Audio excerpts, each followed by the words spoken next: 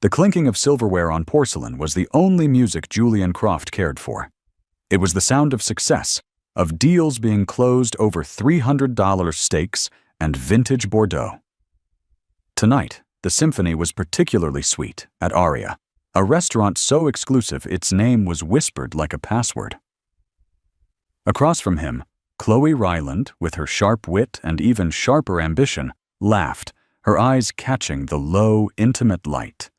She was a beautiful, calculated risk, a thrilling diversion from the quiet predictability his life had become. He felt a familiar, intoxicating surge of power, the master of his universe, orchestrating every detail. Until he saw her. The air in Aria was thick with the scent of money and truffle oil. Julian swirled the deep crimson liquid in his glass, the 2005 Chateau Margaux a familiar comfort. "So, the Nakatomi deal," he said, his voice a low, confident hum. "They think they have us cornered. They don't realize we already own the patent on the processor they need." Chloe leaned forward, her silk blouse shimmering. "You're a shark, Julian. A very handsome, well-dressed shark." Her hand found his on the table, her touch electric and deliberate. She was an associate from a rival firm, and their affair was a dangerous, exhilarating game of corporate espionage and forbidden pleasure. It was a game Julian was certain he was winning.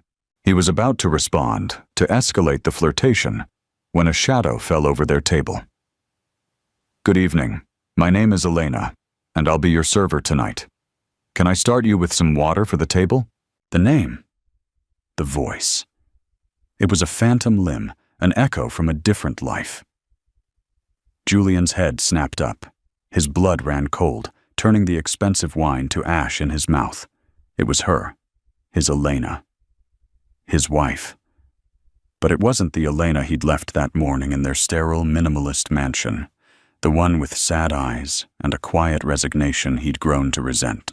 This Elena was wearing a cheap, ill-fitting black uniform, a small, laminated name tag pinned crookedly to her chest. Her beautiful auburn hair was pulled back in a severe, functional ponytail. But it was the gentle, unmistakable swell of her belly beneath the thin fabric that shattered Julian's world. Pregnant. She was visibly, undeniably pregnant. His mind reeled. He'd known, of course, but seeing it here, in this context, felt like a physical blow. The irony was a blade twisting in his gut. The millionaire tycoon, dining with his mistress, being served by his pregnant wife. He froze. The suave, powerful Julian Croft evaporated, replaced by a hollowed-out man caught in the unforgiving spotlight of his own deceit. The sounds of the restaurant, the gentle murmur of conversations, the distant clatter from the kitchen, faded into a roaring silence in his ears. He could only see her eyes. They weren't accusing or fiery with rage. They were worse. They were tired, exhausted. And for a fleeting, terrifying moment, they held a flicker of something he hadn't seen in years. Pity. Pity for him. "Julian, are you okay?" Chloe's voice was a sharp intrusion. Her manicured fingers tightened on his. "You look like you've seen a ghost." He couldn't speak. His throat was a knot of shame and panic. Elena's professional smile didn't waver, but her eyes held his for a fraction of a second too long. A silent acknowledgement that stripped him bare. She knew. Of course, she knew. She turned her gaze to Chloe, the smile remaining plastered on her face. "And for you, miss?" Chloe, oblivious, ordered sparkling water with lime. But her focus was on Julian. She was sharp, analytical. She knew something was wrong, and her mind was already working, connecting invisible dots. Elena moved with a practiced, weary efficiency, her body language a testament to long hours on her feet. She returned with their water, placing the glasses down with a steady hand. Every simple, graceful movement was an indictment. He remembered a time when those hands had sketched architectural designs, Her true passion, a career she'd put on hold to support his burgeoning empire. He had promised her the world, a partnership. Instead, he had given her a golden cage, and now, it seemed, she had finally decided to fly, even if it was into a storm. "Will you be needing a few moments to decide on your appetizers?" Elena asked, her tone impeccably neutral. Julian finally found his voice, a strangled, unfamiliar sound. I'm not feeling well. We have to go." He threw a few $100 bills onto the table, enough to cover a meal they hadn't touched. He stood up so abruptly his chair screeched against the polished floor, drawing glances from nearby tables. "Julian, what is going on?" Chloe demanded, her voice a low hiss of confusion and embarrassment. He didn't answer. He couldn't look at Elena again. He grabbed Chloe's arm, his grip too tight, and practically dragged her from the restaurant. As they burst out into the cool night air, the valet scrambling to retrieve his car, Julian felt a profound, suffocating sense of vertigo. He hadn't just been caught. He had been exposed. The carefully constructed facade of his life, the power, the control, the success, had been revealed for what it was, a fragile, glittering lie.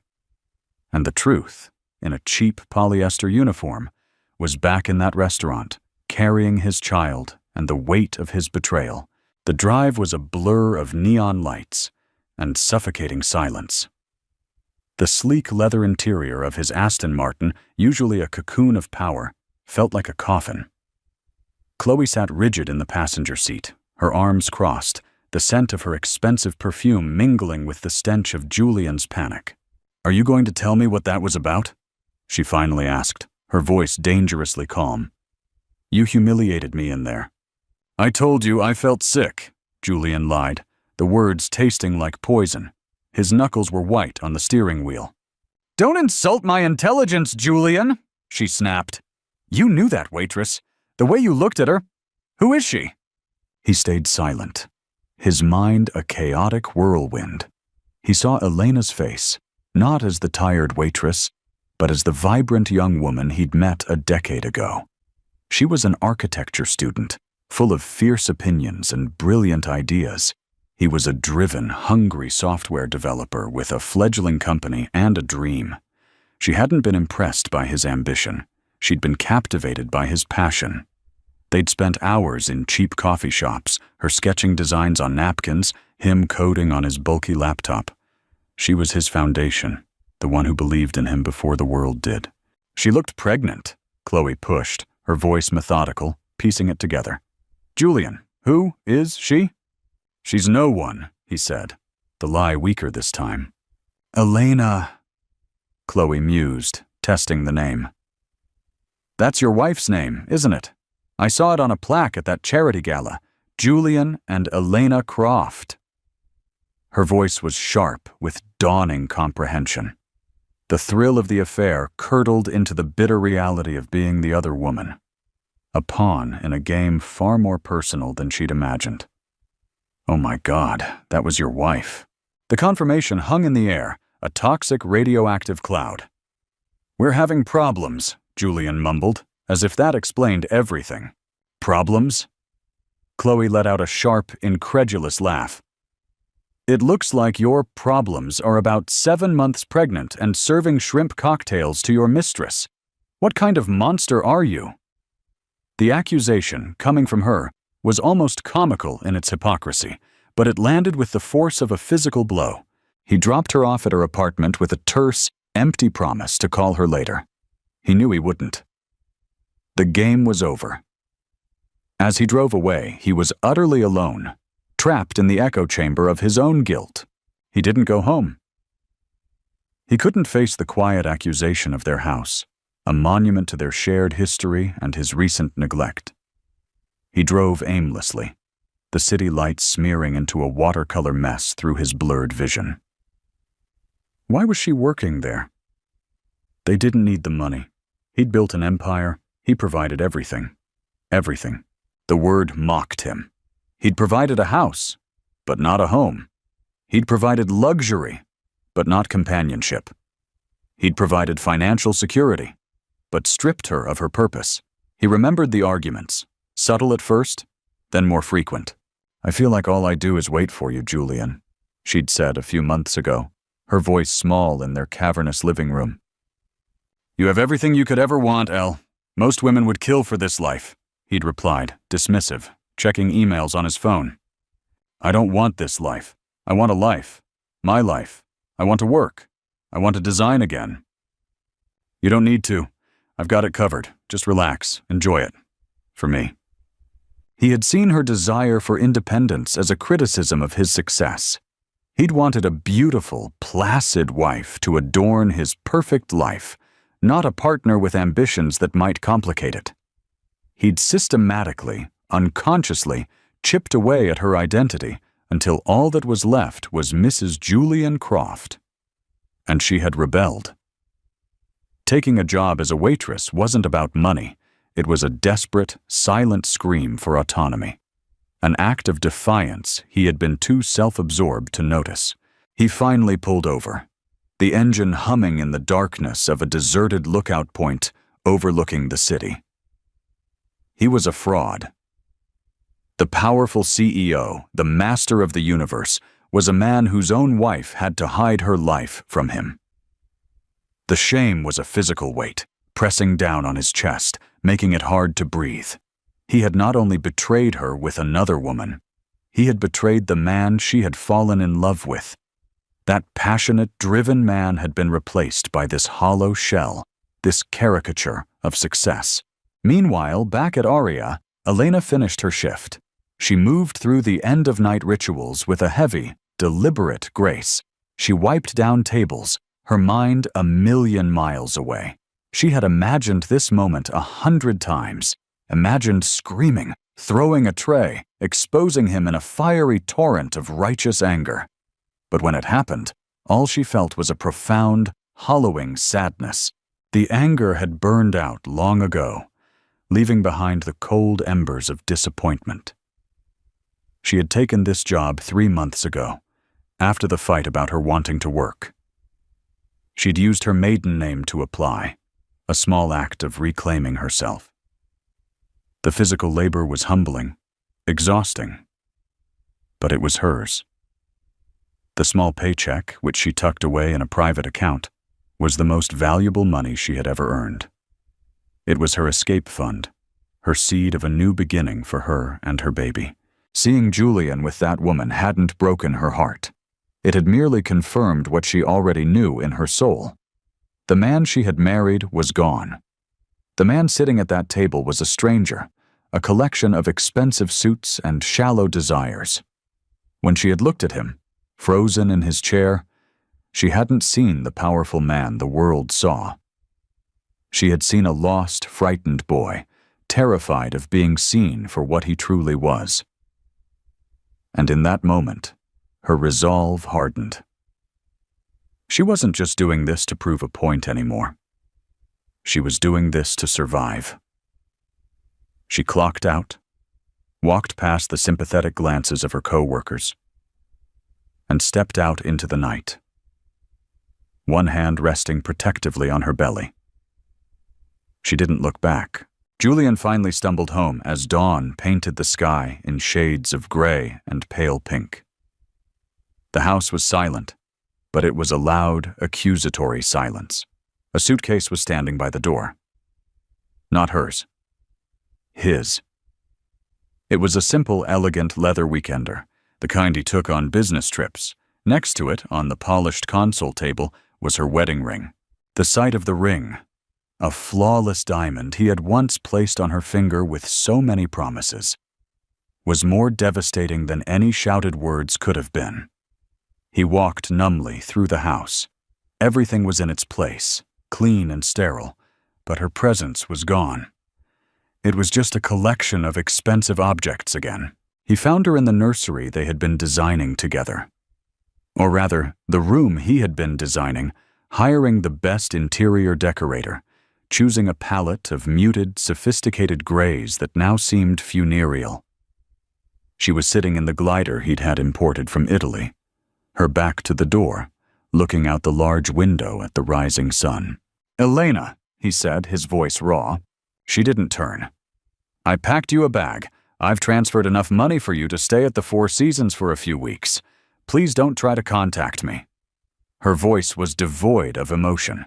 It was the calm, measured tone of a business transaction. It terrified him. Elle, please, we need to talk about this, about last night. There is nothing to talk about, she said, finally turning to face him. Her eyes were clear, her expression resolute. There were no tears. You showed me exactly who you are. The only thing left to discuss are the terms of our separation. Separation? No. I messed up. I know I did. It was a mistake, a stupid, meaningless mistake. She laughed, a short, bitter sound. A mistake? Which part, Julian? The affair? Or getting caught? Was it meaningless when you were sleeping with her? Was it meaningless this morning when you left our bed to meet her? This wasn't a mistake. This was a series of choices. You chose to lie. You chose to cheat. You chose to disrespect me and our marriage and our child. She stood up, one hand on her belly. But you know what? I made choices too. I chose to stop being a victim. I chose to get a job, to feel useful again, to earn something that was mine. I chose to build a lifeboat while you were busy drilling holes in the ship. So don't you dare call this a mistake. Every word was a perfectly aimed arrow, piercing his pathetic defenses. He had no response. All his corporate negotiation tactics, his ability to charm and command, were useless here. He was stripped of his power, a king deposed in his own castle. Please, he begged, the words scraping his throat. Let me fix this. You can't, she said simply, because you don't even see what's broken. You think it's just about the affair. This, she swept her hand around the perfectly decorated, soulless room, is what's broken. We are what's broken. You stopped seeing me, Julian. I became another one of your possessions. The beautiful wife. The perfect house. You didn't want a partner. You wanted a prop. Well, the prop has quit the show. She walked past him, pausing at the door. Have your lawyer call mine. And then she was gone, leaving him alone in the gray nursery with his packed suitcase and the glittering symbol of his failure. While Julian was being cast out of his own life, Chloe Ryland was recalibrating. The initial humiliation had quickly given way to cold, strategic thinking. She was not a woman to be played for a fool. She spent the morning doing what she did best. Research. A few discreet database searches, a call to a well-placed contact in financial journalism, and the picture became terrifyingly clear. Julian Croft was a giant. But his company, Croft Innovations, was in the middle of a delicate, high-stakes merger with a Japanese tech conglomerate, Nakatomi. The deal was everything. It would make Julian a billionaire, not just a multimillionaire. And it was fragile. The Japanese partners were notoriously conservative, valuing honor and family stability above all else. A messy, public divorce, especially one involving an affair and a pregnant wife forced to work as a waitress, would be catastrophic. It would be seen as a sign of profound character failure. The deal would collapse. Chloe held a nuke, and she knew it. She didn't call Julian. She waited. 2 days later, a sleek black car pulled up outside her apartment. Julian got out. He looked awful. His expensive suit was wrinkled. His face was pale and unshaven. The master of the universe looked like a refugee. We need to talk, he said, his voice heavy with exhaustion. I agree, she said, leading him into her minimalist apartment. She didn't offer him a drink. She stood, arms crossed, letting him squirm.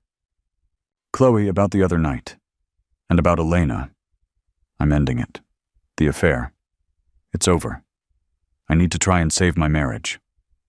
Chloe raised a perfectly sculpted eyebrow. Do you really think you can? From what I saw, that ship has sailed, sunk, and is now a coral reef." She let the cruelty hang in the air before continuing. "And what about us? About what you promised me?" "What I promised you was based on a lie," he said. "This was never going to go anywhere. I'm sorry I used you."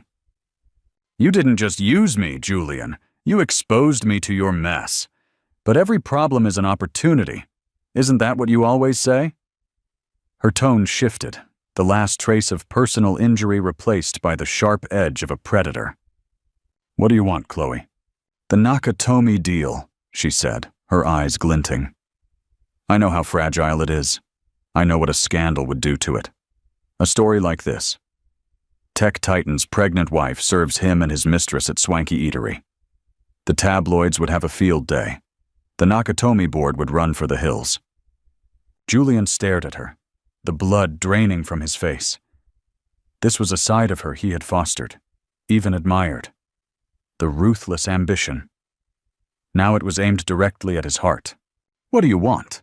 he repeated, his voice barely a whisper. "I want in," she said. "Not as your mistress, as your partner. When the merger goes through, I don't want a promotion at my firm. I want a seat on the new board, Director of Strategic Acquisitions, a 7-figure salary, and a substantial block of founders' shares." It was an audacious, breathtaking demand. It was blackmail, pure and simple.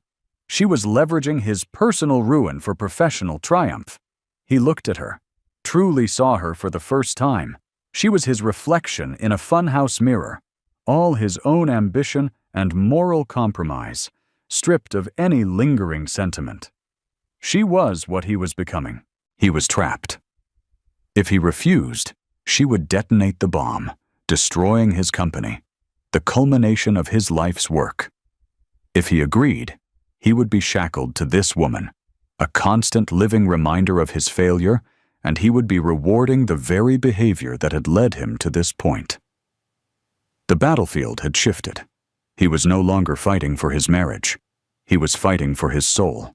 For a week, Julian lived in the gilded cage of the 4 seasons, a ghost haunting the hushed corridors. He tried to work, but the numbers on his screen swam before his eyes. The Nakatomi deal, once the singular focus of his existence, now felt like a farce. He was negotiating a multi-billion-dollar enterprise built on a foundation of integrity he no longer possessed.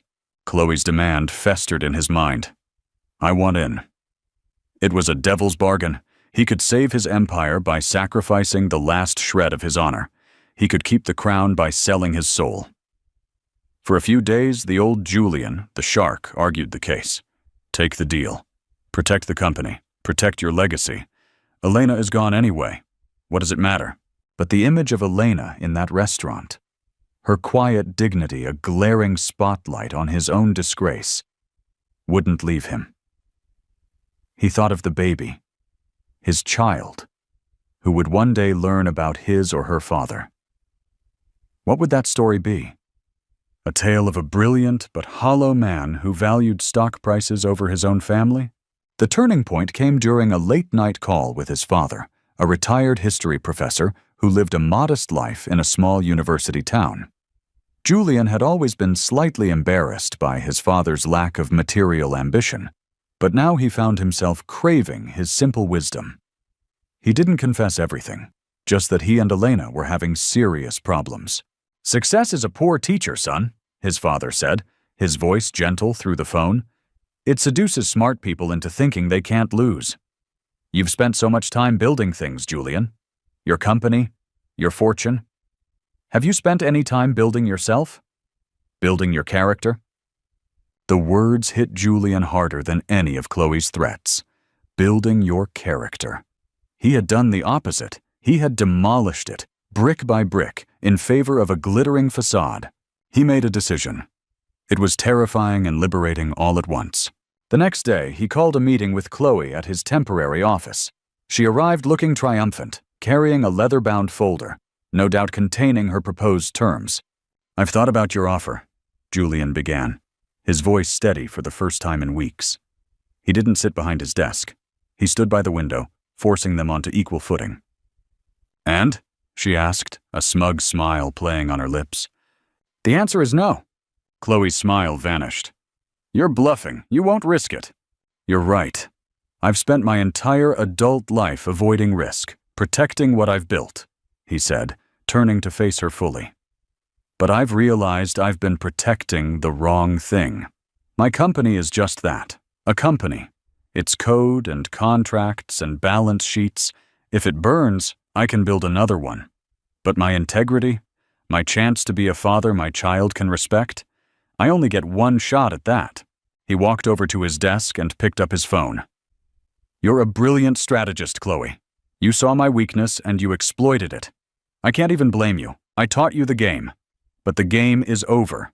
Your employment at Sterling Thorne is terminated, effective immediately. I've already spoken to your CEO. And as for your threats, go ahead. Tell the world. Let the Nakatomi deal collapse. Let it all burn." For the first time, Chloe looked shaken. Her leverage was based on the assumption that Julian valued his company above all else. She had miscalculated the man. "You're insane," she whispered. "You're throwing everything away." "No," Julian said, a strange sense of peace settling over him. "I'm not. I'm just starting to figure out what's actually worth keeping." He knew the fallout would be immense. But in that moment of defiance, he felt a flicker of the man he used to be. The man who wasn't afraid to risk everything for something he believed in. He had finally chosen a side. His own. His next act was harder. It required not strength, but humility. He couldn't fix his marriage with a grand gesture or a business decision. He had to address the core wound he had inflicted on Elena, her stolen identity. He spent days combing through old hard drives until he found it, her graduate school portfolio. Digital folders filled with breathtaking architectural renderings, innovative designs for community centers, sustainable housing, public libraries. It was a testament to a brilliant talent he had encouraged her to bury. He didn't call her. He knew she wouldn't take his call. Instead, he sent the portfolio to an old college friend, Marcus Thorne, now a senior partner at one of the most prestigious architectural firms in the country. He attached a short, simple note. "Marcus, this is the work of Elena Marchetti. She put her career on hold years ago. I believe that was a great loss to your field. If you see what I see, perhaps you could find a moment to speak with her. She doesn't know I'm sending this." Julian, it wasn't a handout. He couldn't buy her a career. All he could do was open a door she thought had been welded shut. It was an act of faith, a desperate hope that she would see it not as his influence, but as a testament to her own talent. A week later, Julian sat in a sterile conference room with his lawyers, preparing for the inevitable media storm. His phone buzzed. It was an unknown number. He almost ignored it, but something compelled him to answer. "Hello? Julian, it's Elena." His heart stopped. Her voice was cautious, hesitant. "Elena, are you okay? I got a call today. From Marcus Thorne. He wants to meet with me. He said he saw my portfolio." There was a long pause. "Was that you?" "Yes," Julian admitted, his voice thick with emotion. I wanted him to see how talented you are. It had nothing to do with me, Elle. That's all you." He could hear her take a shaky breath on the other end of the line. "Why, Julian?" "Because my father asked me if I'd spent any time building my character," he said, the words tumbling out. "And I realized I'd spent all my time tearing yours down. I took that from you, Elle. Your passion, your work. I was selfish, and I was scared. Scared that your light would outshine mine, and I am so sorry for that. More sorry than I can ever say." It wasn't a solution. It wasn't forgiveness.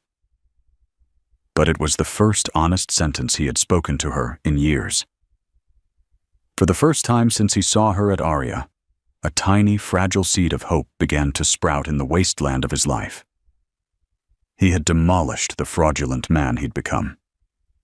Now, He had to see if there was anything left in the rubble worth rebuilding. The fallout came, just as he knew it would. Chloe, scorned and furious, didn't go to the tabloids. She was too smart for that. She leaked the story through anonymous channels to a Japanese financial journal, framing it as a story of corporate instability and questionable leadership. The Nakatomi board requested an emergency meeting. Julian walked into that video conference a different man. He didn't make excuses. He didn't spin the narrative. He laid the facts bare. "What you have heard is true," he told the stone-faced board members. "My personal life is in turmoil, a situation created entirely by my own poor judgments. It has called my character into question, and you are right to be concerned. It has cost me my marriage, and it may cost me this deal. I understand that." He paused, letting the weight of his admission settle. "But I can tell you this. The man who made those mistakes is not the man leading this company forward. I was faced with a choice: to protect my company through further deceit, or to protect my integrity by accepting the consequences of my actions. I chose integrity. If that choice disqualifies me as your partner, I accept that. Croft Innovations will survive, and so will I. But I will not build our future on a foundation of lies." There was a long, tense silence. The Japanese chairman, Mr. Tanaka, a man known for his inscrutable demeanor, studied Julian through the screen. Julian braced for the killing blow. "Honor, Mr. Croft," Tanaka said finally, his English precise, "is not the absence of mistakes. It is the manner in which we own them. Your honesty today is compelling. We will proceed with the due diligence, but we will be watching you very closely." The deal wasn't dead. It was on life support, but it wasn't dead. Julian had faced the dragon and survived, not by slaying it, but by admitting he had created it. He sold the Aston Martin and the ostentatious watch. He moved out of the Four Seasons and into a small, furnished apartment. He started taking the subway to work. He was dismantling the symbols of the man he no longer wanted to be. He and Elena began to talk, not about their relationship, but about logistics, about the baby. Their conversations were stilted, cautious. He learned that she had aced her meeting with Marcus Thorne's firm. They hadn't just offered her a job. They had been so impressed with her decade-old designs and her fresh perspective that they'd offered her a position as a project lead on a new sustainable community initiative. She was alive again. Her voice had a spark he hadn't heard in years. He didn't ask to be a part of her new life. He simply supported it from the sidelines. When she mentioned needing specific drafting software for her home office, he had it delivered. No questions asked. When she talked about the strain of working and commuting, he quietly hired a car service for her, instructing the driver to be discreet. They weren't gifts to win her back. They were acts of reparation. The day Elena went into labor, she called him. Her voice was tight with pain, but clear. "It's time." He met her at the hospital. Her sister was there, shooting him looks that could curdle milk, but Elena allowed him to stay. For 18 hours, he was just Julian. Not the CEO, not the ex-husband, just a terrified, hopeful father-to-be. He got her ice chips. He held her hand when she let him. He watched in awe as she endured the pain with a strength he could scarcely comprehend. When their daughter was born, a tiny, perfect creature with a tuft of auburn hair, the nurse handed her to Elena. After a long moment, Elena looked at Julian, her eyes wet with tears and exhaustion. "Would you like to hold your daughter?" He took the small bundle into his arms, and his carefully controlled composure shattered. He wept. He wept for his own failures, for the pain he had caused, for the second chance he didn't deserve, but was being offered anyway. He looked at Elena, and for the first time she smiled at him. A real smile. It wasn't a promise of reconciliation, but it was a glimmer of forgiveness. A blueprint for a new foundation. They named her Hope. Months passed. The Nakatomi deal closed, securing his company's future. But Julian's focus had shifted. He left the office at 5 every day. He spent his evenings not at corporate dinners, but on the floor of Elena's apartment, playing with Hope, watching as Elena sketched at her drafting table. Their relationship was undefined, a quiet, careful reconstruction. They went for walks in the park, not as lovers, but as parents. They talked, really talked about their fears and their dreams. He learned about her designs for a new low-income housing unit. She learned about his plans to create a foundation to fund STEM education for underprivileged girls. One evening, as he was about to leave, Elena stopped him. "The apartment next to mine is available," she said, her gaze steady. "I thought you might be interested. It would be easier." For Hope, Julian's heart swelled. It wasn't a key to her door, but it was a key to the one next to it. It was an invitation to be a neighbor, a co-parent, a partner in this new, complicated, beautiful life they were building. "I'd like that," he said, his voice thick with an emotion he now recognized as gratitude. "I'd like that very much." He hadn't won back his wife. He had lost a prop and, in the process, started to earn the respect of a partner. He had lost his soulless mansion and was being given a chance to build a home. His old life, the one he thought was the pinnacle of success, had been a gilded prison. This new life, built on the rubble of his mistakes, felt like freedom. He looked from his daughter, sleeping peacefully in her crib, to the woman he was, slowly, carefully, getting to know all over again. He was no longer a millionaire who had lost his way. He was just a man, holding a blueprint, finally ready to build something that would last. The story of Julian and Elena is a powerful reminder that our lives are not defined by our successes, but by how we respond to our failures. It's a journey of betrayal and the immense power imbalance it creates. But ultimately, it's a story of redemption. It shows that true strength isn't about controlling an empire. It's about having the courage to tear down your own false constructs, to find the person you were meant to be. It's about the quiet, difficult work of rebuilding trust, not with grand gestures, but with consistent, humble acts of love and respect. If their journey from a fractured marriage to a new foundation moved you, please give this video a like and share it with someone who appreciates a story of real emotional depth. And don't forget to subscribe to our channel for more compelling stories about the complexities of the human heart. What do you think is the most important element in rebuilding a broken relationship?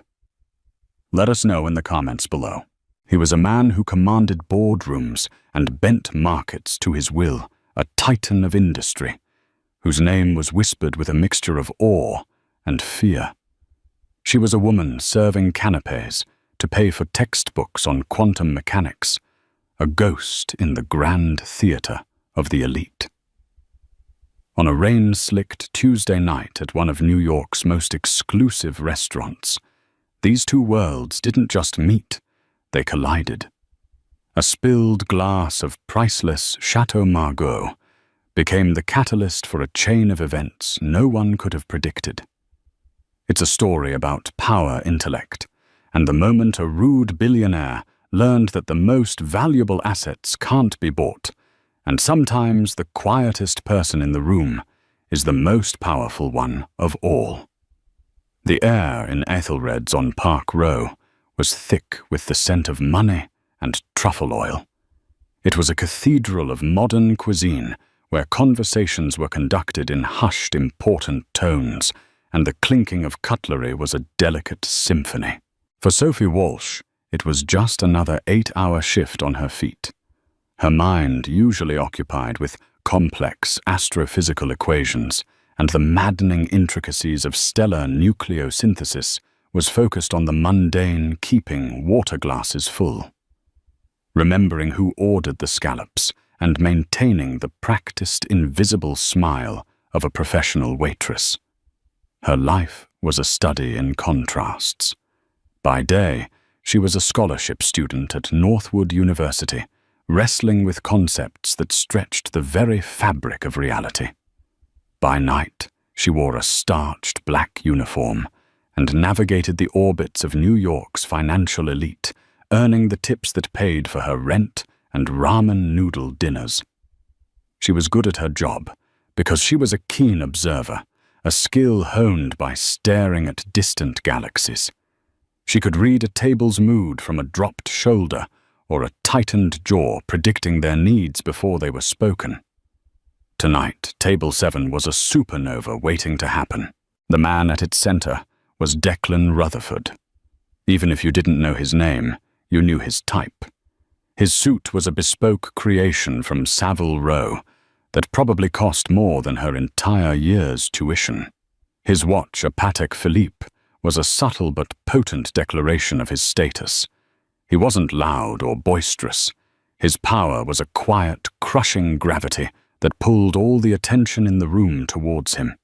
He radiated a cold, intense energy, his jaw tight as he intermittently glanced at his phone, his thumb swiping with brutal efficiency. His two dinner companions sat in nervous silence, picking at their food like birds near a predator. Sophie had been warned about him by the manager, Mr. Dubois. Table 7 is Mr. Rutherford, Rutherford Innovations. Whatever he wants, he gets. No mistakes. For 2 hours, the dinner had been tense but uneventful. Sophie moved with practiced grace, refilling wine glasses, clearing plates, a silent phantom in his peripheral vision. The wine was a 1982 Chateau Margaux, a bottle that cost more than her car. She handled it with the reverence of a museum curator handling a delicate artifact. The moment of impact came without warning. Declan's phone buzzed violently on the polished mahogany. He snatched it up, his face darkening as he read the screen. A low curse escaped his lips. "That incompetent fool," he snarled, not to his guests but to the universe at large. It was at that exact second that Sophie leaned in to top off his wine glass.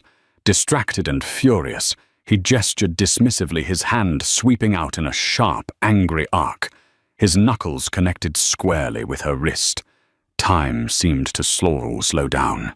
The bottle of crimson liquid tilted a graceful, horrifying parabola of liquid potential energy converting to kinetic. It wasn't a splash, it was a deluge. The deep ruby-red wine cascaded down the front of Sophie's crisp white shirt, a shocking stain that felt both ice-cold and burning hot against her skin. A collective gasp went through the nearby tables. The symphony of cutlery stopped. For a heartbeat, there was absolute silence. Then Declan Rutherford looked up, his icy blue eyes, finally focusing on her for the first time all night. There was no apology in them, only annoyance. "Watch where you're going." He snapped his voice, a low, dangerous growl. He didn't look at her soaked uniform. He looked at the few drops that had dared to splash onto the tablecloth near his plate. His dinner guest, a man named Peterson, stammered, "Declan, it was your hand."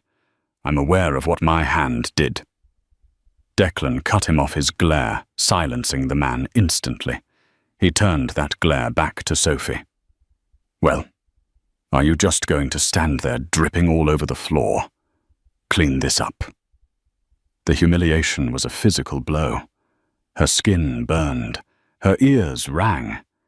Every eye in the restaurant was on her, a specimen under a microscope. Mr. Dubois was already rushing over his face, a mask of panicked apology aimed entirely at Declan.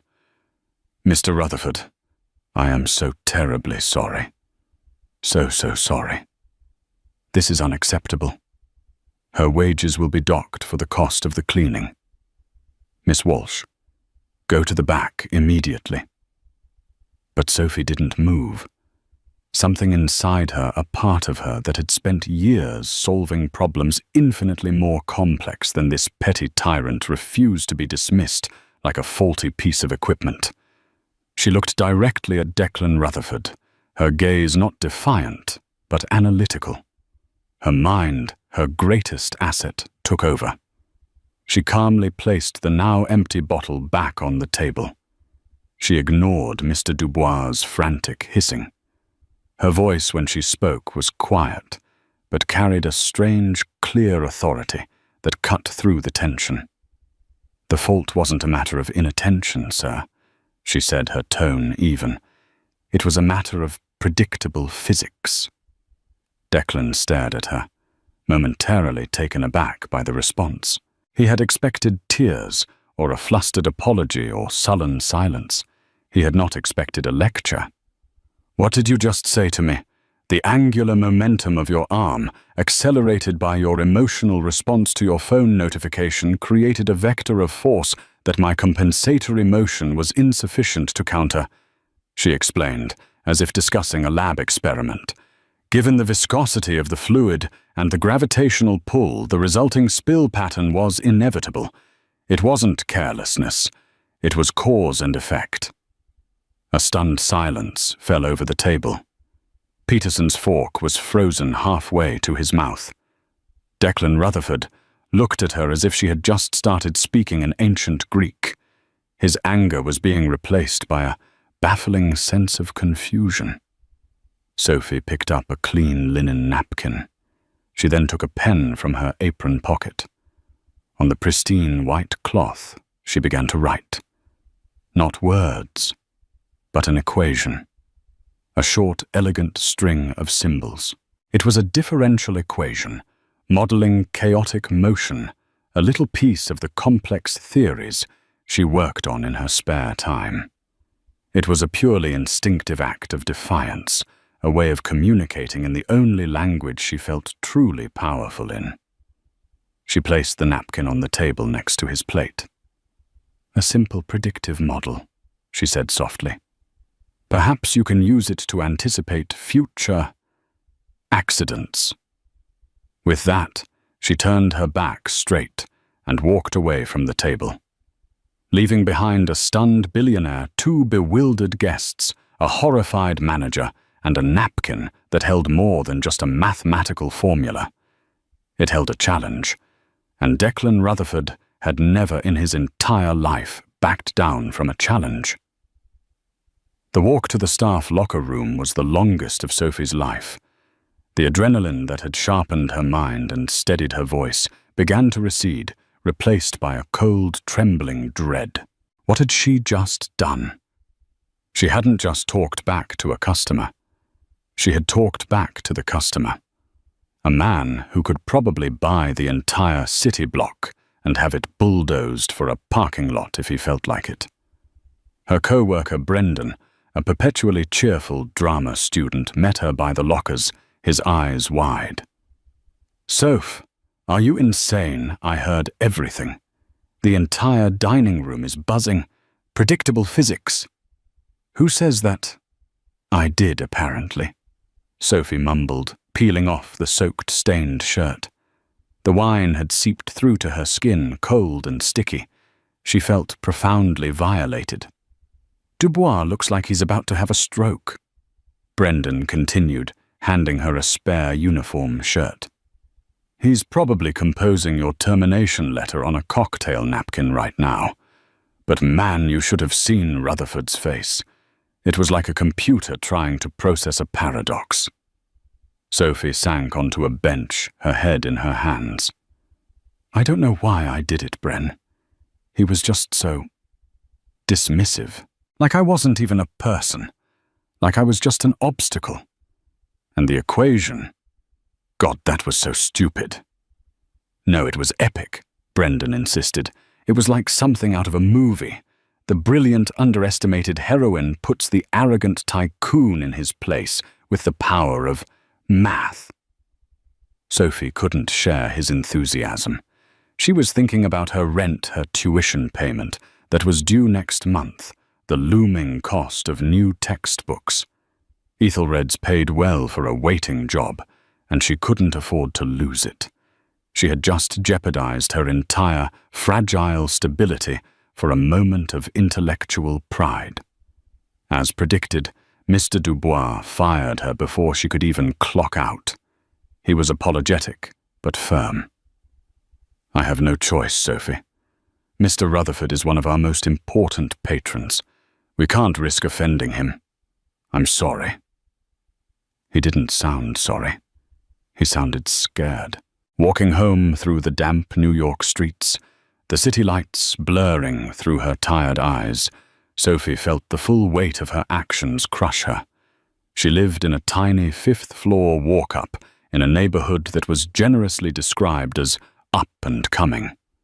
Her apartment was less a home and more a library with a bed in it. Stacks of books on theoretical physics, astrophysics and computational modeling covered every available surface. Her prized possession was a second-hand, high-powered telescope she'd saved for 2 years to buy crammed awkwardly into her single window. It was her escape, her portal to a universe that was vast, orderly, and made sense in a way her life on Earth often didn't. Tonight, that universe felt very far away.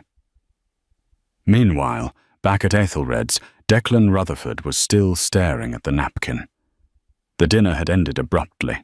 His guests, sensing the shift in the atmosphere, had made their excuses and left. He had dismissed Mr. Dubois's groveling apologies with an impatient wave. Now he was alone at the table, the remnants of a $5,000 dinner forgotten. He was a man who dealt in data in absolutes, in predictable market forces and exploitable patterns. His company, Rutherford Innovations, was at the forefront of satellite communications technology, a field built on the elegant certainty of physics.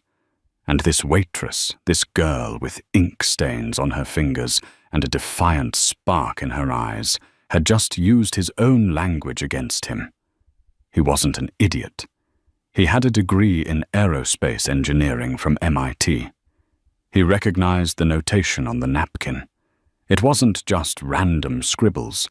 It was a legitimate, albeit simplified model for chaotic dynamics.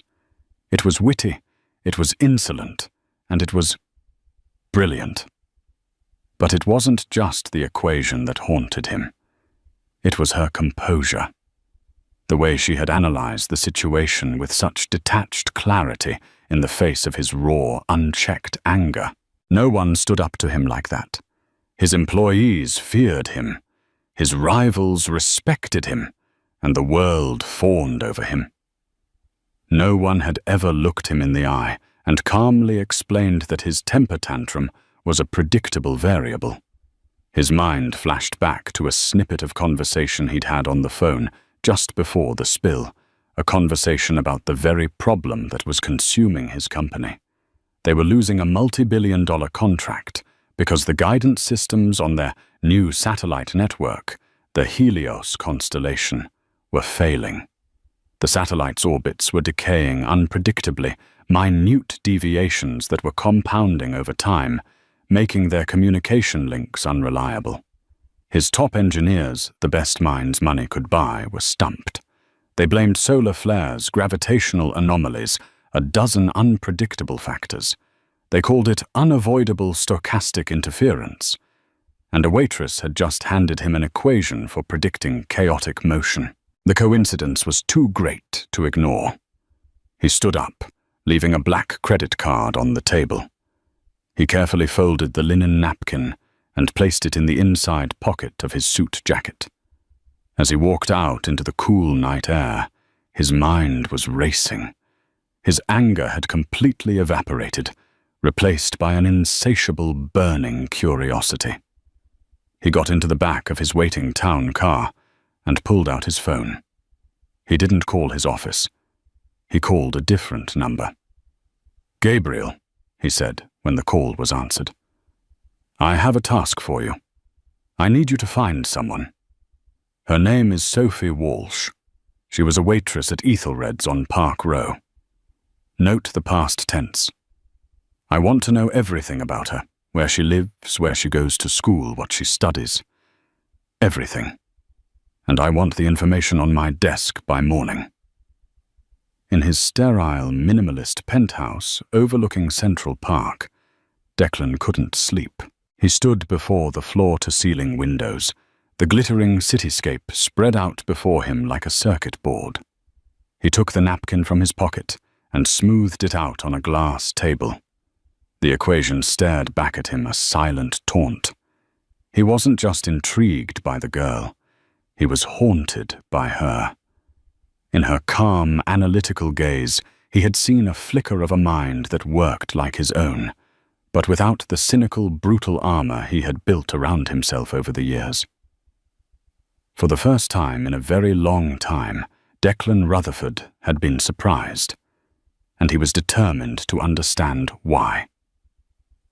2 days later, Sophie was living in a state of anxious limbo. The initial panic had subsided into a grim determination. She had already started her job search, scouring online listings for restaurants, coffee shops, and tutoring gigs. Each application felt like a small defeat, a step away from the academic world she so desperately wanted to join permanently. She was sitting in the university's main library, the vast sunlit hall, a sanctuary of quiet thought. She was trying to immerse herself in a paper on quantum entanglement, but her mind kept drifting. The memory of Declan Rutherford's cold, dismissive face was a discordant note that interrupted her concentration. Miss Walsh, Sophie Walsh. The voice was deep and calm, with no place in the library's hushed reverence. Sophie looked up from her textbook. Standing beside her table was a man who was as out of place here as a raven in a flock of sparrows.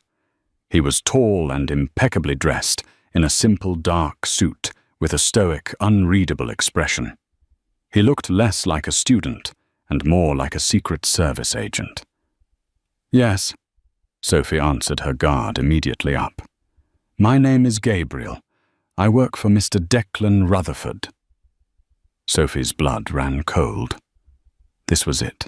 He was suing her for the cost of the wine, or for slander, or for some other trumped-up charge only a billionaire's legal team could invent.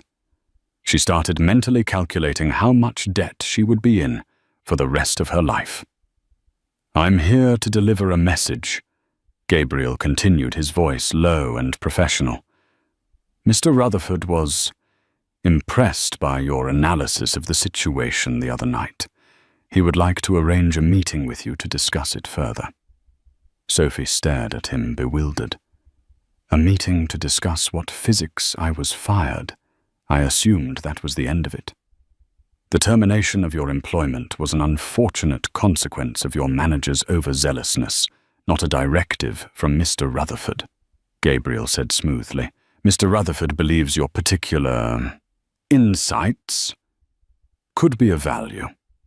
He slid a sleek black envelope across the table. Sophie hesitated before picking it up. Inside was a heavy cardstock invitation. It proposed a meeting the following afternoon at the Rutherford Innovations building downtown. At the bottom, a line was typed in small, crisp font. A consulting fee of $5,000 will be provided for your time contingent on the signing of a non-disclosure agreement. $5,000. The number hung in the air, shimmering like a mirage. It was more than 2 months' rent. It would cover her textbooks for the entire year. It was a lifeline, but it felt like a trap. Why?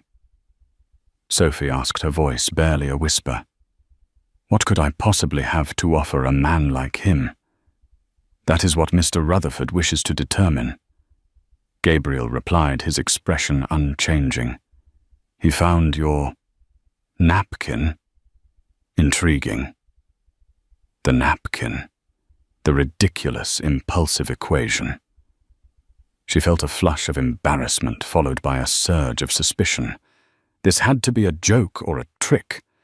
Billionaires didn't summon fired waitresses for consultations based on a drunken scrawl. Except he hadn't been drunk. He'd been angry. And the equation hadn't been a scrawl. It had been precise. "I study astrophysics," she said, feeling a strange need to defend herself, to prove she was more than the uniform he'd seen her in.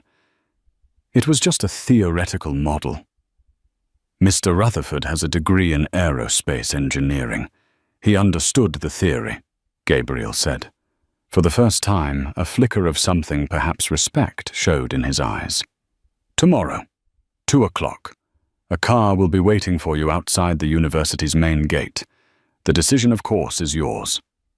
He gave a slight, formal nod and walked away, his polished shoes making no sound on the library floor. Sophie was left with the envelope in her hand, her heart pounding a frantic rhythm against her ribs. This was insane. She spent the rest of the day in a haze of indecision. She called Brendan, who was ecstatic. "You have to go," he urged. "This is your superhero origin story." By day, brilliant physics student. By night, she's the equationator or something, solving crimes against good service. Seriously. "Soph, what do you have to lose? You're already fired." He had a point. Her rational mind, the part of her that calculated risks and probabilities, began to take over. The worst-case scenario, she gets humiliated again, but walks away with $5,000, after signing the NDA, of course. The best-case scenario, she couldn't even begin to imagine what that would be. Her curiosity, the driving force of her scientific mind, began to outweigh her fear. What problem could a man like Declan Rutherford have that he thought a waitress/student could solve the next day at 1:55 p.m.? Sophie stood outside the university gates, feeling horribly out of place. She had worn her best clothes, a simple pair of dark trousers and a clean-pressed blouse. It felt woefully inadequate. Exactly at 2 o'clock, a black, silent sedan that looked more like a stealth bomber than a car pulled up to the curb. The back door was opened by a driver in a crisp uniform. Swallowing her nerves, Sophie got in. The ride downtown was a journey into another world. The car glided through traffic, insulated from the city's noise. They pulled up in front of the Rutherford Innovations Tower, a soaring skyscraper of black glass and steel that seemed to pierce the clouds. It was a monument to power and ambition. Gabriel was waiting for her in the lobby, a cavernous space of marble and chrome. "Welcome, Miss Walsh. Mr. Rutherford is expecting you." He led her to a private elevator that shot upwards with stomach-lurching speed. They stepped out into a penthouse-level office suite. The view was breathtaking, a panoramic vista of the entire city. But Sophie barely noticed it. Her attention was fixed on the man standing by the window, his back to her. Declan Rutherford turned around. He wasn't wearing a suit jacket now, just a stark white shirt with the sleeves rolled up his forearms. He looked younger, more intense and somehow more dangerous than he had in the restaurant. His blue eyes scanned her, and this time his gaze wasn't dismissive. It was sharp, calculating, and intensely focused. "Miss Walsh," he said, his voice the same low, resonant timbre she remembered. "Thank you for coming. I believe we have a mutual interest in the practical applications of chaotic dynamics." On the massive conference table between them, laid out under a spotlight, was the linen napkin from Ethelred's. The conference room felt less like an office and more like a command center. One wall was a screen displaying complex telemetry data and orbital plots. The air hummed with the quiet power of cutting-edge technology, and in the center of it all was the absurdly out-of-place linen napkin. Sophie stood her ground, refusing to be intimidated by the opulence or the man commanding it. "Mr. Rutherford, I'm still not entirely sure why I'm here." "You're here," Declan said, walking from the window to the table. "Because of this." He gestured to the napkin. "This equation you scribbled as a parting gift. It's a model for predicting behavior in a non-linear system, correct? A very basic one, yes?" Sophie confirmed, her voice steady. "It's a foundational concept in chaos theory. My engineers, the ones I pay millions of dollars a year, keep telling me that the orbital decay of my new Helios satellite constellation is unpredictable. They use words like stochastic and random. They've given up on prediction and are focusing on correction, which is inefficient, costly, and failing." He said, his words clipped and precise. He pointed to the screen, which now showed a simulation of dozens of small satellites. A few of them, colored red, were slowly drifting from their ideal orbital paths. "They're looking at the problem from the wrong perspective," Declan continued, his eyes fixed on her. "They see chaos and throw up their hands. You saw chaos and you wrote an equation. Explain that." The pieces clicked into place for Sophie. This wasn't about the spilled wine. This was a test. A very strange, very high-stakes job interview. She took a deep breath. "They're not wrong, exactly. In a truly chaotic system, you can't predict the long-term state with perfect accuracy. That's the butterfly effect. But you can model the boundaries of the chaos. You can map the strange attractor within which the system will evolve. You're not predicting the exact position of a satellite in 3 months. You're predicting the probable shape of its path. It's about probabilities, not certainties." She walked closer to the screen, her academic instincts taking over. "What are the primary variables causing the decay? Are we talking atmospheric drag? Gravitational anomalies from lunar and solar cycles, solar radiation pressure?" Declan gestured for her to continue, a look of intense concentration on his face. He was listening, truly listening. "The standard models are too simple," Sophie theorized, thinking aloud. "They treat these forces as separate inputs, but they're not. They're interconnected. A solar flare increases radiation pressure, which also affects the upper atmosphere's density, which in turn magnifies drag, but not uniformly across the whole constellation. It's a feedback loop, a non-linear system. The problem isn't one variable. It's the interplay between all of them." She turned back to him. "Your engineers are trying to solve a dozen separate math problems. They need to be solving one much more complex, unified one." For a long moment, Declan was silent. He studied her, his gaze piercing. He had asked the same question to his head of engineering, a man with 30 years of experience and a PhD from Caltech. That man had given him a 2-hour presentation filled with jargon and excuses. This young woman in a simple blouse had explained it more clearly in 2 minutes than his entire team had in 2 months. "Show me," Declan said, his voice a low command. He pointed to a secondary console, a sleek touchscreen interface. "The raw telemetry data is there. Show me what you mean by a unified model." Sophie hesitated. This was the precipice. Behind her was her life of ramen and textbooks. In front of her was a world she couldn't comprehend. She thought of the $5,000 consulting fee. She could just take the money and walk away. But the problem was beautiful. It was a puzzle of cosmic proportions, the kind of thing she dreamed of solving. She sat down at the console.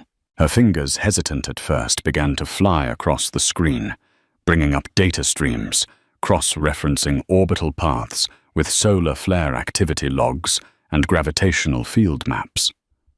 The world outside the problem faded away. It was just her, the data, and the elegant hidden pattern she knew was there. For the next hour, she didn't speak. She worked her mind lit up with the fire of true intellectual engagement. Declan stood behind her, watching in silence. He saw not a waitress, but a first-rate analytical mind at work. He saw the way she instinctively linked disparate datasets, the way she built a framework for a new simulation with a speed and intuition that was staggering. Finally, Sophie stopped. She had created a rough preliminary framework. It was far from a solution, but it was a new way of looking at the problem. "It's a start," she said, her voice tired but energized. "You'd need to run this through a supercomputer, refine the variables. But it should give you a probabilistic forecast, not a deterministic one. It'll show you which satellites are at the highest risk of deviation and within what parameters. It can make your corrections predictive instead of reactive." Declan walked around the table and looked at the model she had built. A slow, almost imperceptible nod was his only reaction. But to anyone who knew him, it was the equivalent of a standing ovation. "The non-disclosure agreement," he said, gesturing to a thin folder on the table that Sophie hadn't noticed. "Gabriel will walk you through it. I want you to work with my engineering team. I will pay you a consulting fee of $10,000 a week until the problem is solved." Sophie's head spun. $10,000 a week. It was a laughable, life-altering amount of money. "But my classes," she stammered. "My studies." "We'll work around your schedule," Declan said dismissively, as if arranging university timetables was a trivial matter, which for him it probably was. "You'll have full access to our resources, our data, our labs, our people. All I want is the solution." Then his expression shifted. A shadow of something more personal crossed his face. "One more thing. What happened at the restaurant? My behavior was unacceptable. There's no excuse for it." It wasn't a warm apology, but it was direct, unflinching, and Sophie sensed cost him a great deal to say. It was an admission of fallibility from a man who likely never admitted to any. "Thank you," Sophie said quietly, accepting the apology. As Gabriel entered to handle the paperwork, Declan turned to look back out the window. He was a man on the brink of a corporate disaster. A rival company, Vance Dynamics, run by the notoriously ruthless Lorraine Vance, was circling ready to pick up the multi-billion-dollar government contract the moment his Helios network was officially declared a failure. The pressure on him was immense. He had built his empire on the promise of flawless innovation, and he was about to be undone by a few stray solar winds. He had hired this girl out of a desperate, long-shot hunch. But as he watched her speak to Gabriel, her expression serious and intelligent as she read over the legal document, he realized it might be the single best business decision he had ever made. He had been looking for a solution in his labs and boardrooms, but he may have just found it in the most unlikely of places, serving him wine at table 7. Sophie's life transformed overnight. She was an anomaly, a ghost in the machine of Rutherford Innovations. She didn't have a formal title or a designated office. Instead, she was given a security pass that granted her access to the R&D labs on the 48th floor, a sterile, hushed environment where some of the brightest minds in the industry worked. The first few days were a trial by fire. Declan's engineering team, led by a veteran engineer named Dr. Peterson, the same nervous man from the dinner, treated her with a mixture of awe and deep-seated suspicion. They had been briefed by Declan himself, told only that Miss Walsh was a specialist consultant with a unique perspective. They saw a young woman barely out of her teens, dressed in jeans and a university sweatshirt, who had somehow become their boss's pet project. The resentment was palpable. They would listen to her suggestions in meetings with polite, blank expressions, only to dismiss them the moment she left the room. They saw her as a curiosity, a savant perhaps, but not a real engineer. Sophie, however, was not interested in their approval. She was interested in the data. Declan had given her unfettered access, and she dove into the raw satellite telemetry like a pearl diver. She worked around her class schedule, often arriving at the tower late in the afternoon, and working deep into the night, long after the regular employees had gone home. It was during these quiet hours that she and Declan began to form an unusual, unspoken partnership. He was a notorious workaholic and was almost always in his penthouse office. He would often come down to the labs around midnight, finding her surrounded by glowing screens, a half-empty coffee cup by her side. He wouldn't say much at first. He would just watch, observing her process. But soon he began to ask questions, not just about the project, but about her studies. "What's the subject of your thesis?" he asked one night, leaning against a console. "The potential for detecting exotic matter signatures in the accretion disks of supermassive black holes," she replied, without looking up from her screen. Declan was silent for a moment. "So looking for needles in a cosmic haystack?" "Something like that." She smiled faintly. "It makes this satellite problem seem almost manageable." This became their routine. He would bring her coffee. She would explain her latest breakthrough in the model. He would challenge her assumptions, pushing her, debating her, treating her not as an employee, but as an intellectual peer. In these late-night sessions, stripped of the corporate hierarchy, the rude billionaire from the restaurant vanished. In his place was a man who was brilliant-driven and possessed a deep, almost boyish passion for the physics that underpinned his empire. Sophie, in turn, began to see past his abrasive exterior. She saw the immense pressure he was under, the weight of the thousands of jobs and the future of technology that rested on his shoulders. She also saw a profound loneliness in him, the isolation of a man who stood at the top of a mountain. One evening, as they worked on a particularly stubborn piece of the simulation, he shared a rare glimpse into his past. "My father was an engineer," he said, staring at the screen, but seeing something else entirely. He believed emotion was a flaw in the system, a bug to be patched. Success was the only acceptable output. Anything else was a rounding error. Sophie understood him a little better then. His rudeness wasn't just arrogance. It was a learned behavior, a shield forged in a childhood devoid of warmth.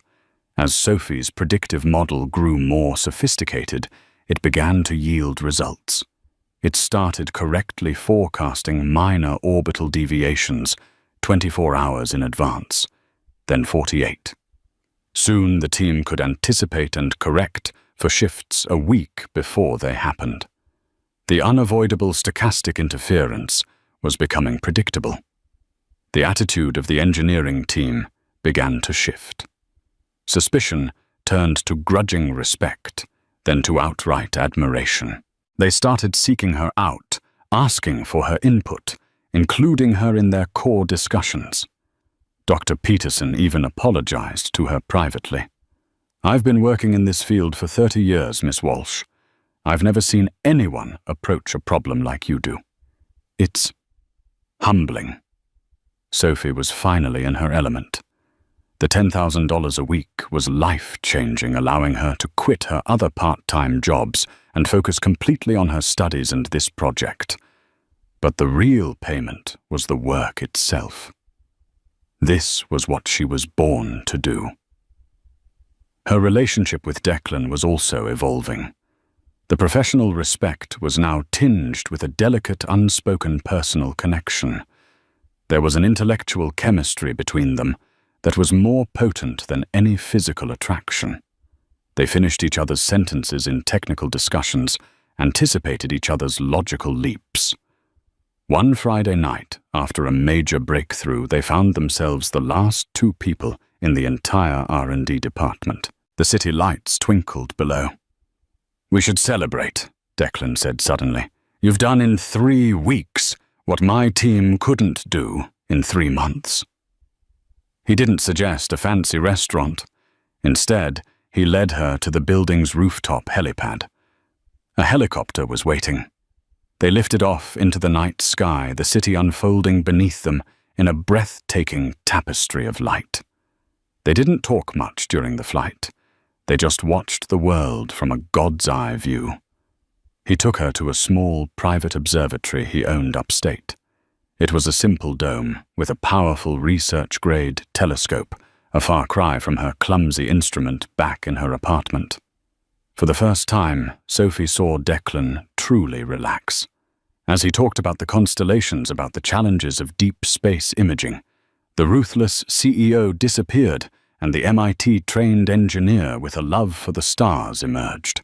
She looked at him, his face illuminated by the soft red light of the observatory's instruments, and felt a strange, unexpected pull. This man who had humiliated her just weeks ago was now showing her the universe. But as their new partnership solidified, a shadow was lengthening. Lorraine Vance, the CEO of Vance Dynamics, was growing impatient. The government contract was still up for grabs, and she had expected Rutherford Innovations to have collapsed by now. Her sources inside the company told her they were on the verge of a breakthrough led by some mysterious new consultant. Lorraine was not a woman who liked to lose. She decided it was time to stop playing fair and introduce her own chaotic variable into the system. And she knew just where to strike. The breakthrough came on a Tuesday. After weeks of refinement, Sophie's model, which the team had affectionately nicknamed Cassandra because it could see the future, was finally ready for its full-scale test. It was designed to run a 6-month predictive simulation of the entire Helios constellation, accounting for every variable she had built into it. If it worked, it would not only save the current network, but would form the basis for all future satellite guidance systems at the company. It would be a paradigm shift in the industry. The mood in the control room was electric. The entire senior engineering team was present, along with Sophie and Declan, who stood at the back watching with his arms crossed, his expression unreadable but radiating intense focus. Sophie initiated the simulation. The supercomputer's processors whirred to life, crunching trillions of calculations per second. On the main screen, 6 months of data began to unfold in a matter of minutes. The first month passed flawlessly. The second, the third. The model was predicting orbital paths with an astonishing 99.8% accuracy. A wave of relief and quiet celebration rippled through the room. And then it happened. At the 4-month, 3-week mark in the simulation, a catastrophic error cascaded through the system. A single satellite, Helios 7, suddenly veered wildly off course, its projected path sending it into a collision course with 3 other satellites. The entire network collapsed into a mess of red warning lights and collision alerts. The simulation had failed. A stunned, horrified silence descended upon the room. All eyes turned to Sophie. The model was her creation. The failure was hers. What the hell was that? Dr. Peterson breathed, his face pale. The inputs were perfect. It doesn't make any sense. Run it again. Declan commanded, his voice tight. They did, and again. The result was the same. At the exact same point in the simulation, Helios 7 went rogue, triggering a chain reaction of failures. There must be a bug in my code, Sophie said, her mind racing, a cold knot of dread tightening in her stomach. A miscalculation in the feedback loop. For the next 48 hours, she worked without sleep, fueled by coffee and desperation. She dissected her model line by line, equation by equation. Declan stayed with her, a silent, grim presence. The pressure from the Department of Defense, the client for the contract, was mounting.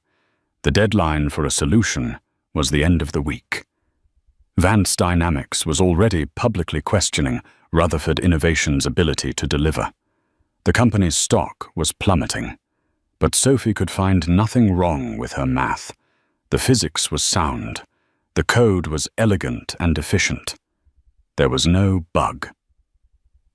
"That's impossible," Declan said when she told him. His patience, already worn thin by the stress, finally snapped. The cold, ruthless CEO returned with a vengeance. "A system doesn't fail without a reason. You missed something. Some variable you didn't account for." "I accounted for everything," Sophie insisted, her voice raw with exhaustion and frustration. "Solar flares, gravitational lensing, atmospheric density shifts. It's all in there." "The model is correct." "Clearly, it's not." He shot back, his voice echoing in the empty lab. "This elegant model of yours just cost me billions of dollars and possibly my entire company." The accusation hung in the air between them, sharp and poisonous. The trust they had built, the intellectual partnership, the fragile personal connection, it all shattered in that moment. He looked at her, and in his eyes she saw a flicker of the same dismissive anger from the restaurant. In a crisis, he had reverted to his default setting, blame the variable you don't understand. And she was the newest, most unknown variable in his system. "Maybe you're right," she said, her voice hollow. "Maybe I'm in over my head." She turned, picked up her bag, and walked out of the lab, leaving him standing alone amidst the screens displaying her catastrophic failure. The accusation wasn't just in his words. It was spreading through the company. Rumors began to fly.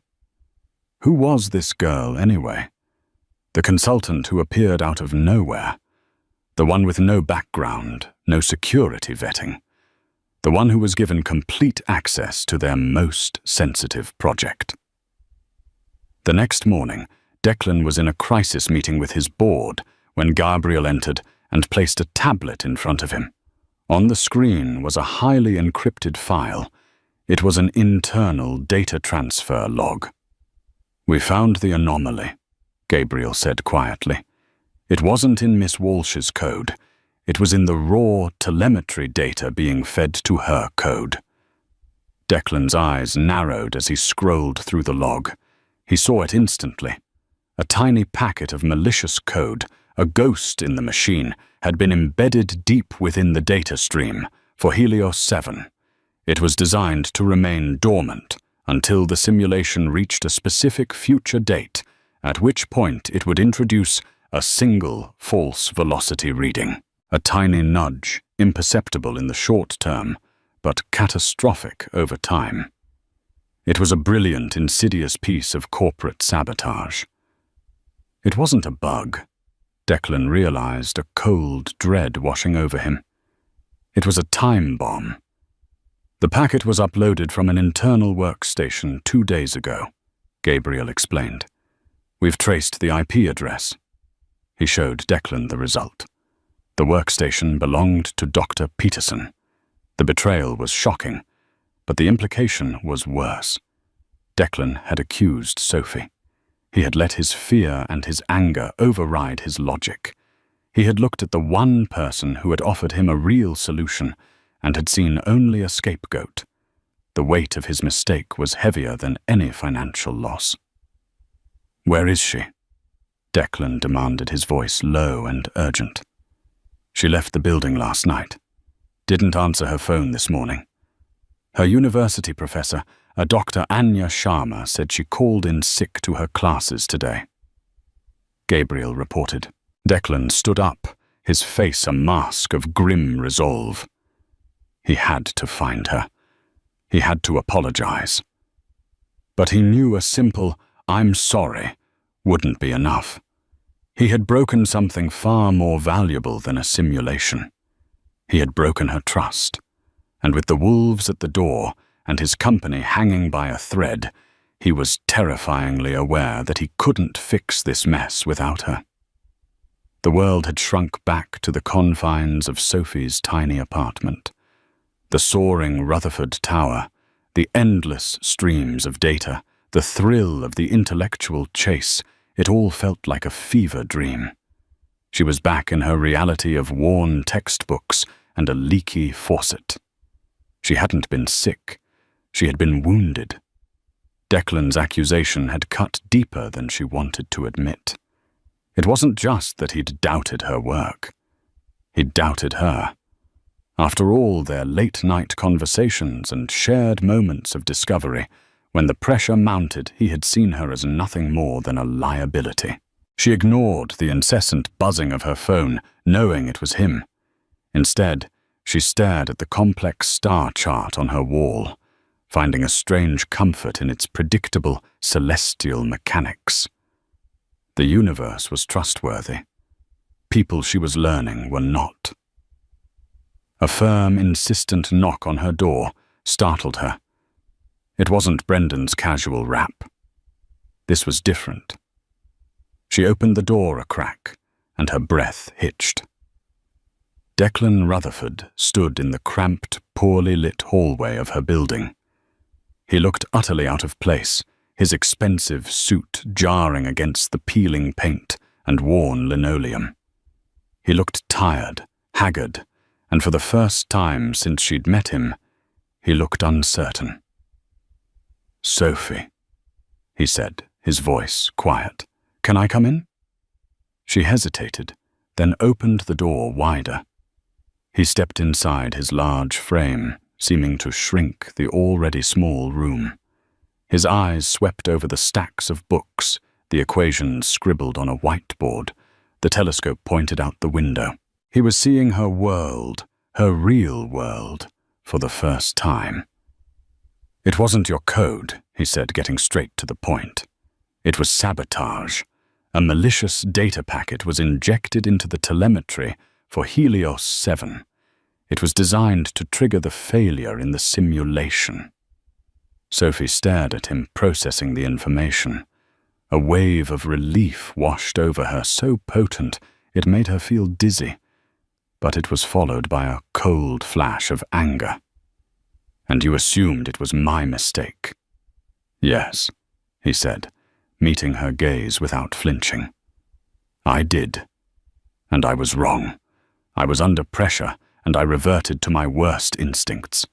I let my suspicion of the unknown override the data. And you were the unknown factor. There is no excuse for what I said or for how I treated you. I am truly sorry."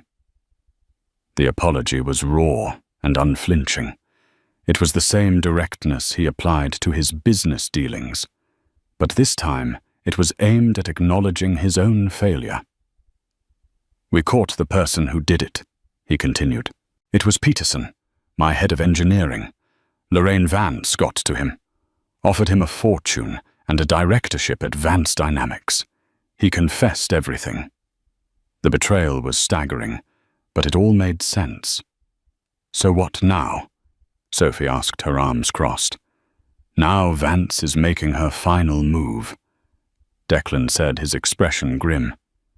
"The DoD has given me until tomorrow at noon to present a viable working model. If I can't, the Helios contract goes to Vance Dynamics by default. She thinks she's already won. She sabotaged the project, and I drove away the one person who could fix it." He took a step closer. "I was wrong about you, Sophie.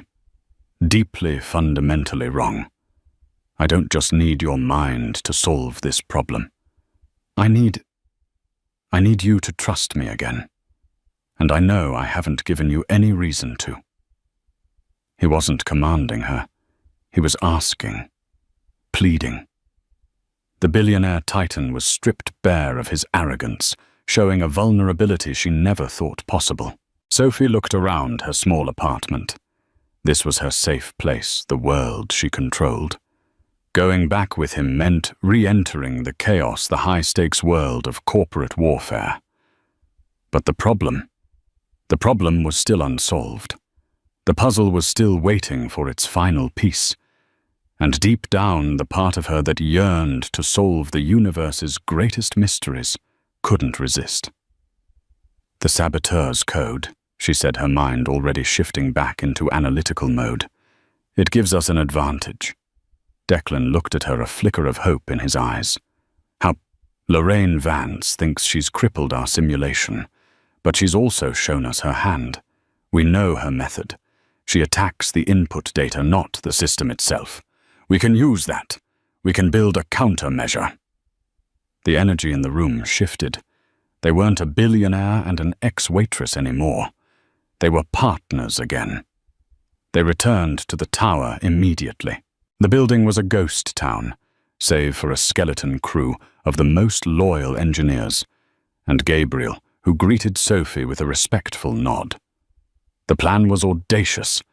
They wouldn't just fix the simulation. They would turn the tables on Lorraine Vance. While one team worked on scrubbing the malicious code and rerunning the successful simulation, Sophie and Declan worked on something new. She'll try again, Sophie reasoned. During the live presentation to the DoD, she'll have a hacker try to corrupt the live data feed. We have to anticipate it. Working side by side, their earlier synergy returned stronger than ever. They designed a ghost system, a secondary analytical layer that would run parallel to the main model. Its sole purpose was to analyze the incoming telemetry in real time for any sign of tampering any data point that deviated from the model's predictions. It would not only identify the attack, but could trace its digital signature back to the source. They worked through the night, a frantic, caffeine-fueled race against time.